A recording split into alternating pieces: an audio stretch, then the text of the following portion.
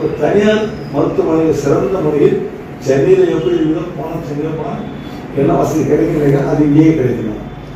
ஏன்னா நோயாளிக்கு மட்டும் நோயாளியுடைய குடும்ப செலவு கூட சிறப்பாக இருக்கும். நோய்களுக்கு செலவு வரும், இங்கே வேணும் என்பது நம்முடைய எண்ணம். அதுக்கேற்றது இப்போ இந்த மருத்துவமனை இருக்கு, எந்த வந்து ஒரு நல்ல வசதி கிடைக்கும்.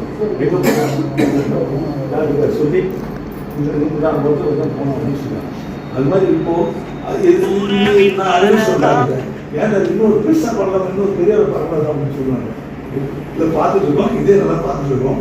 இன்னும் 30 அதிகமான வசதி செய்து கொடுத்துட்டு இருக்கோம்.